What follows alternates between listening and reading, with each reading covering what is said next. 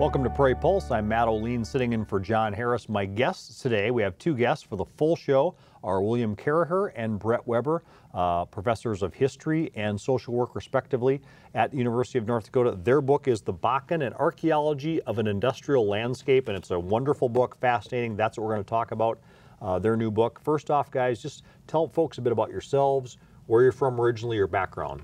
William? I'm Bill Caraher. I'm originally from the East Coast, from Wilmington, Delaware.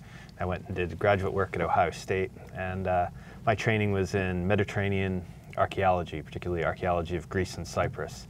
When I got out here to North Dakota, I became, I think as a lot of people do, sort of fascinated by North Dakota. And since, I can't remember, 2013, 14, something like that? No, more recently. 2012. 2012. Brett and I have been wandering around the Bakken, documenting the Bakken boom and a little bit of the Bakken bust together. So, yeah. Okay. Brett, your background? We're both historians. I currently teach, I'm an associate professor in the social work department. Right.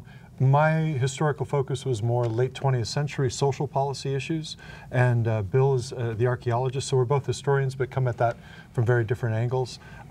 We first were having conversations about this while I had joined Bill on an archaeological dig in Cyprus. He had a team there. He'd been taking teams there for a number of years. And we realized that we had some shared interest in housing issues. So even though he was working, you know, 1,000 years earlier, we were both had this shared interest in workers' housing, and we thought, oh well, we should take that out. And we were hearing about these man camps out in the Bakken, and thought we should go out and take a look at that. Yeah. In fact, the site in Cyprus has a Hellenistic period, so 4th century. Fortified mercenary settlement, right? So it's sort of the Hellenistic equivalent of a man camp. And Cyprus is also an island that's been defined for most of its history as a place that extractive industries take place, right? Copper in particular. And so Cyprus has these weird parallels with Western North Dakota, at least in our mind when we were working in the very, very hot sun. And so we began to have this idea that we should go, why are we here where it's beautiful and the sea is right there when we could be working in Western North Dakota? And from that point, we started working in Western North Dakota. We don't regret it, though. Yeah. So did you intend to write a book, or did you just head out to the Bakken to try to investigate? How did that start? Well, we're academics, so yeah. Whatever our work is, we're hoping to share that with other academics, with the public. So we've had a number of writing projects. This is actually you've had 3 books now? I contributed a book chapter to one. How many books have you had now? Yeah, I mean, this is we had an edited volume with a guy called Kyle Conway, who's at the University of Ottawa, and his family's from Williston. So we collected a bunch of papers from both students, graduate students at UND, and from our colleagues on the Bakken. And then this is the first kind of the monograph, I guess we'd call it, that came out of this project. And we have some articles and things like that. Some of them that situate sort of what's going on in the Bakken in a different types of global contexts, right? Whether it range from the historical development of workforce housing through the 20th century, but also the sort of increasing movement of people around the world, and that short-term workforce housing is not just a phenomena that we see in a place like the Bakken, but we also might see in, say, refugee settlements in Greece, and in certain ways, or we see in landscapes like the Gulf states, whereas they're building the facilities for the World Cup and things like that. And so there's all sorts of, or the Olympic Village in Whistler, and sure in South Korea. So there's a lot of the housing from the Canadian Olympics ended up in the exactly. Oh, really? Yeah. So temporary worker housing. Yeah. So yeah, short-term settlement and people moving around is a theme that is beginning to get more and more interest on a global scale. So what did you think you were going to find in the Bakken, and what did you find? Yeah, it's really a big question. Yeah, it's kind of complicated. I mean, I think in some ways, we found the short-term housing that we were interested in. I think on the one hand, but on the other hand, I think that I hadn't fully understood the sort of scale of the Bakken. I mean, when it was firing, when we were out there in 2012, this was a 100 by 100 kilometer industrial park. And I think that was absolutely fascinating to me. I mean, just the sights and the sounds and the people and the bustle and the movement. I think that the cover of the book we like a lot, in part because it has that sense of movement to it. I think that's the thing that really gripped me. That our day-to-day research was fine, but the going to and from our sites, going around, being around, going to a service station, going to a truck stop, going to living in a workforce housing site. I think that was pretty enthralling and very unexpected. And it wasn't just Bill and I. We went out with a number of teams. We had some students, but also colleagues from around the country, architectural historians, other archaeologists, a number of professional photographers that joined us, and we had, we kind of jokingly refer to it as a trap line. We had about 50 of these camps that we revisited over the years and watched how they changed and interviewing folks who were living in them. So that meant we're constantly retracing our steps and we're constantly moving through the area, right? And I think that, not to beat it to death, that sense of movement, this just exaggerated our sense, not maybe exaggerated, but emphasized how important movement was, how important movement is in the Bakken. I think that was something that really, the way we did our research, which was probably unintentional, sort of reinforced that. So when we came to writing this book, which was not a book that we had thought about in any way from the start, tourism, right, which is something that is so much about going someplace or moving someplace. I mean, how many people go on these tours where they get on a tour bus and they do, Paris on Wednesday, Berlin on Saturday, Rome on the following Wednesday or something like that, where you're constantly moving through. It was kind of a natural way to think about this landscape. So we were tourists in the Bakken, but we were also there working along with workers who were in some ways tourists. They were, many of them, not from North Dakota. So we were visiting their workspace, but this was our state. So there's some interesting play with who's the native and who's the visitor here. And then, to go back to your original question, what did we find? We found something that was constantly changing. We talk about the Bakken as though it's a fixed place, and every time we visited it, it was a different place. Even the traffic, as the roads were changing out there, the camps would expand and contract. The food choices were changing. It was an ever-changing place, and it seemed like in our field trips, about the time we'd think, oh, this is what's happening here right now, something would occur that would drastically alter our perception of what was going on there. So it was a very dynamic place. So we're trying to create a tourist guide of a place that was constantly changing. Tell me about the people you met out there, the workers. That must have been fascinating. Yeah, it was great. I mean, this is the coolest thing about. I will defer largely to Brett about this. We kind of divided our team to people who are good with things. I'm pretty good with things, maybe buildings. I'm not super great with people. Brett, on the other hand, is really good with people, and I think you're pretty good with things. So there was a lot of like, man, Brett, we talked to this really kind of cool guy. You should go talk to him more because I think we understood some of what he was talking about, but Brett's the people person, and man, you spent hours and hours. I mean, we probably have close to 100 hours of interviews. This is where you pitched the next book too. Yes. So tell me about the people you met.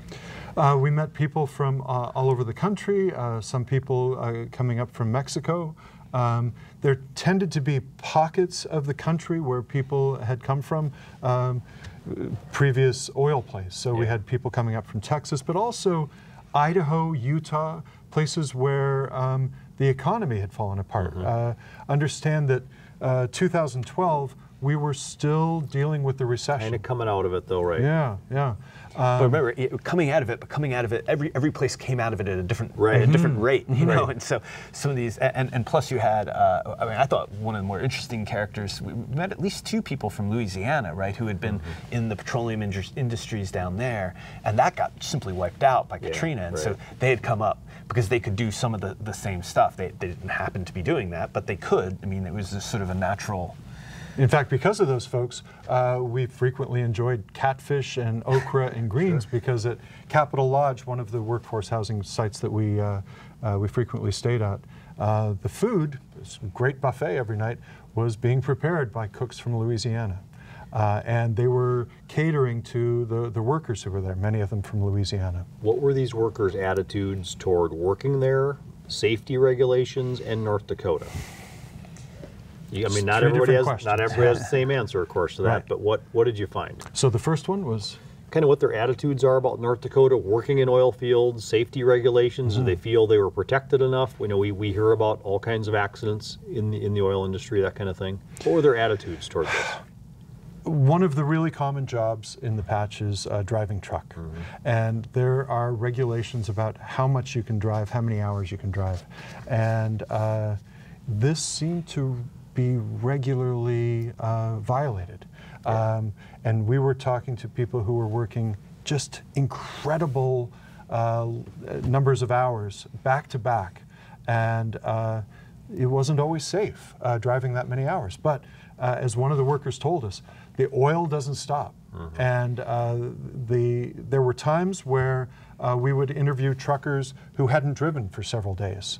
And they were still paying for housing here and housing back home. And it was very frustrating for them. Other times, there weren't enough truckers, and so they were driving for days on end straight with nary a break, taking a nap in their truck or in the line at the fracking line or the saltwater disposal line, and pushing through there. Another thing that we saw with people was this fantastic American optimism that while things were rough back home, this was their opportunity to really turn their lives around. This was going to be their nest egg for retirement or to pay off their home. And some of the people were able to fulfill that dream. Others were not. I think one thing that's interesting is that we tend to associate the boom, right, the population influx as, you know, all people working in the oil industry. And one thing that we encountered pretty quickly was, man, a lot of these people actually aren't working in the oil industry per se, right? They're working in related businesses. From the dude who runs the Williston UPS shop, we met him, right? Because with the pressure on labor out there, almost every job was open to either, you know, a North Dakotan or someone from someplace else, because the oil industry, with the exception of sort of specialized jobs, you know, was also open to those people, right? So you had this kind of intermixing where people were coming out and working construction, they were working on road crews, they were working in truck maintenance, they were working on, you know, in commercial establishments, they were cleaning hotels, things like that, and they were all there for the same reason, which was the boom, even though they weren't working necessarily in the oil field, right? So it had this kind of knock-on effect.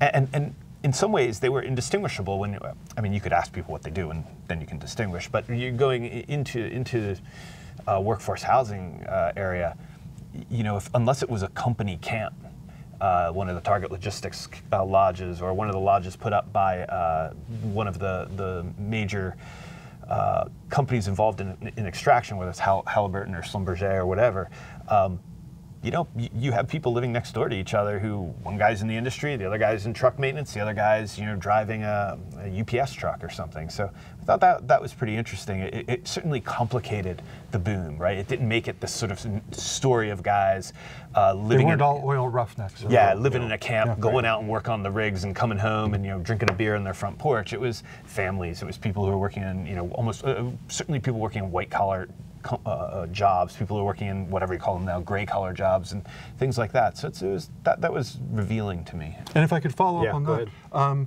we call them man camps, but every type of camp that we visited included men, women, and children. And so some did bring their families with. Some they did. Yeah. And a lot of folks were trying to make a go of it in North Dakota, and some of them were able to stay with their families. Many ended up having to send their families back home. There wasn't sufficient schooling, availability. Also, it's just really hard to live in a trailer. Yeah. A lot of people would say that, right? It's really hard to live in a trailer. I'm not a trailer-y guy, like I don't camp or anything like that, but I imagine like those are cramped spaces, and our interest in sort of ethnographic work ended pretty close to not buying a trailer and living in that camp. Which had been our original dream. Yeah. We thought we were going to go out and do that. Yeah, that seems like a bad idea. So these trailers, generally designed for a 2-week fishing camping trip, people were living in them year after year, building up structures around these trailers to survive the winters, to cool, changing them to cool off in the summer. We saw some very unpleasant scenes with that. Sewer pipes freezing up the entire system for a whole park, causing trouble like that. And also this phenomenon of hot cotting. So it wasn't just 2 or 3 people sharing a cramped space. Sometimes at the height of it, people renting a bed for so many hours a day and someone else using that bed. So really cramped, difficult living conditions, but this often unflaggable optimism that we But again, experience. it's the blurring the line between tourism and working out there. Not to suggest that any of these dudes who are working long hours are tourists by any conventional way, but they're living in a trailer, very much the same way that one would go camping. Right? So there is a reason for choosing the tourist guide as the sort of genre to explore this landscape is partly was driven by that, right? These, vacation time trailers with all these great sort of rustic names, the Day Tripper and things like that. And here are people who are, not on vacation at all. They're actually working much harder than, almost anyone else in the country was at the time, working these long hours, taking these risks.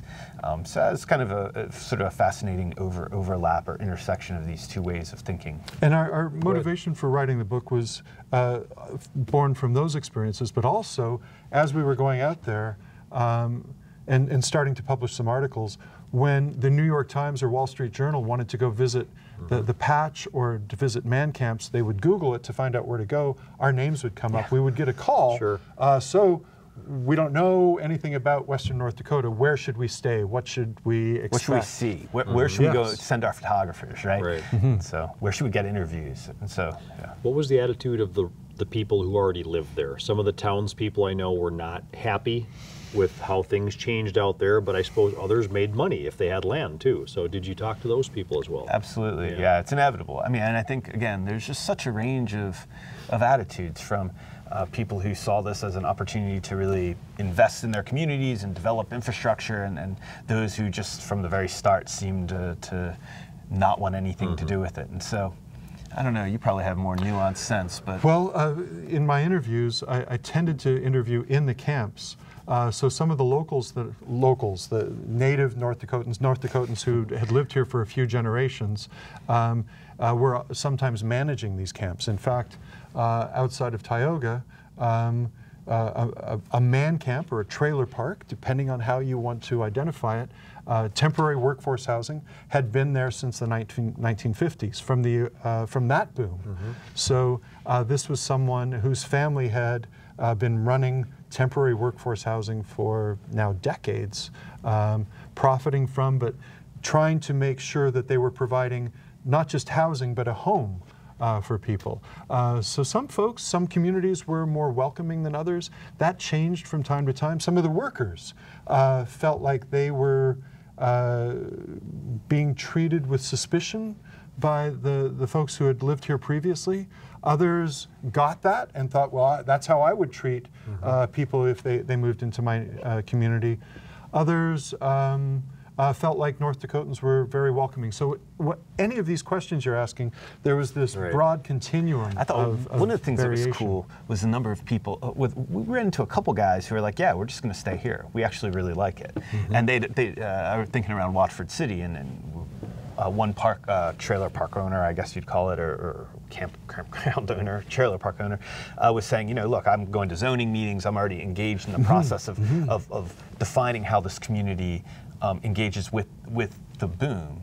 In part because he had an investment, he owned land, and he was running his company there, but also just because he felt like he was part of this community now. So I think that's one of the more interesting aspects that we saw, that these communities kind of hybridized, and even some people out there who were, I think, visible figures in the communities had come out in the 1970s oil boom, or whose families had come out in the earlier oil boom, or who had gone away and come back because of the opportunities that the boom opened up. And so there really was this kind of it became very difficult. In one of the early drafts of this book, I used the word local. And one of the reviewers, the peer reviewers of the book, was like, you sure you want to use this word? And I kind of backed away from it and sort of distinguished between long-term North Dakota residents. But even that, in hindsight, isn't really right, because some people who have, bleed North Dakota, in fact, had only came back relatively recently, or had come back because of the boom. And so you had all these different types of engagements with the sense of place and the sense of being there. Again, the tourist guide was an opportunity to kind of play and unpack those things, because sometimes we think, oh, okay, we I don't know, go to Italy or go to Greece and we see Greeks doing Greek things. But then, as you get to know people a little better, you talk to the Greeks doing Greek things, and you find out, like, he owned a pizzeria in Chicago for 10 years, and now he was back running a restaurant in a tourist trap in Greece, because that's sort of, he thought it was a good way to make money. He preferred to be here than there. And so suddenly everything becomes more nuanced. And we sort of hoped that this book would sort of open up some of those nuances,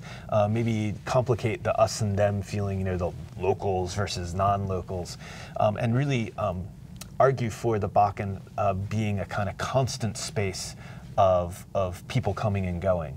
So this boom, while dramatic, wasn't sort of new to that area, right? Whether it's the earlier booms, or whether it was even agricultural booms. Yeah, exactly. That ghost towns are out there not because everyone died, because people left. Even though it's a book based on research, I know you said you wanted to make it accessible to readers. How did you do that? Well, we tried to make it fun. Yeah. And the idea of touring the Bakken as a tourist is intentionally sort of, absurd is too strong a word, but like provocative, right? And it's in a Heritage Guide series. So we thought this is the type of book you could stick in the glove box, or you could stick in your, the side pocket there of your car as you're driving, I don't know, from here to Glacier or something. And when you're going through the Bakken, you can pull it out and get a better sense for what you see. And so the book was couched within the kind of great American tradition of a road trip. But then we also put sort of Easter eggs in it, right? So if you read the conclusion in particular, the final chapter, I'm kind of giving away, it's like giving away the murder or something, and then go back and read the book, then it sort of unpacks a little more. We tried to allow it to be read in two different ways. One, the sort of erstwhile American tourist driving through the Bakken, what is that tank farm over there? Oh, you can find it in the book. But also someone who wants to engage this landscape in a little more critical way. You can read the sort of back of the book to kind of get what we were trying to do. And we thought that kind of opportunity to be read on different levels was part of the reason. It was, whether it worked or not, I'll let the readers decide, but was part of the appeal of this kind of book. And what they'll find, a reader will find in here, is industrial tourism. But it's not just of the recent oil boom. It's also very historic. So there's information about architecture, schools, different buildings throughout, churches. Ponchos. Let's talk about ponchos on the way to White Earth. Yeah, a bar that had been built, at the sort of early, the 1950s oil boom, and had, served the White Earth Rodeo. Have you been to Ponchos by any chance? I have not. Yeah. And it's on Old Route 2, the dirt road Route 2, and it may be closed. It was always almost on the verge of being closed, but it was this grand establishment in its prime, with a dance floor and multiple bars and 25-cent steaks, and it had only sort of barely held on during this oil boom. And one dreary afternoon, we stopped by there and thought, oh, this place can't be open. Yeah, sure enough, it was open. The door was open, and there were Poncho's son was in there, and we had a long chat. And so, bringing out those kind of layers of successive booms and the impact on the landscape, and the way in which, again, motion and and not tourist in the conventional sense, but people moving, had sort of shaped.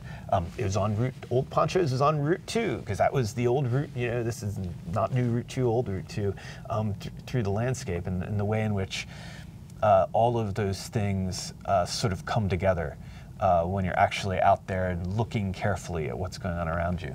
So you can read into this and find out about the pipelines that you're driving by, unit yards, but also a place to stop and get a beer at Ponchos, or to get a haircut at the Home of Economy as you're entering the patch. Yeah. Palermo. It's really good patty melts. About a minute left. Okay. Have you been back to the Bakken since things slowed down? Yeah. And what did you find? On and off, right? And so Yeah. I think the interesting thing about the Bakken is that these landscapes of booms have this kind of remarkable optimism and this remarkable resilience. And I think these are communities that have not only been through booms in the past They're and have used to it, learned right. something, but these are also people who have ridden the crests and troughs of booms, and they sort of know how to do it. And which isn't to say that everything out there is, what sunflowers and roses, but I think that there is a sort of resilience to these communities, and that this Bakken boom is just going to be another one of these historical layers that the next version of this book is going to take into account. So we're looking forward to the next big oil boom in 5, 7, 10 years to do a revised edition. And let me contrast it, if I may. At the height of the boom, we had people telling us, this could all shut down tomorrow. During the bust, we had people saying, no, I think it's coming back. Yeah. So again, Get 'em this both, yeah. complication out there always. We are at a time, if people want the book, where can they get it?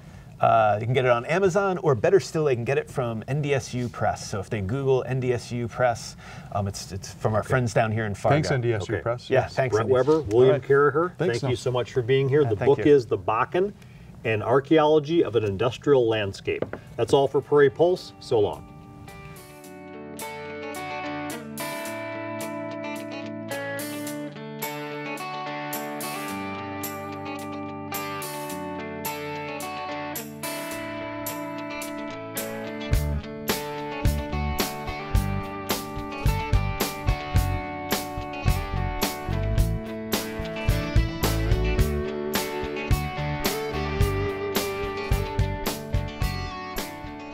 Funding provided by the members of Prairie Public.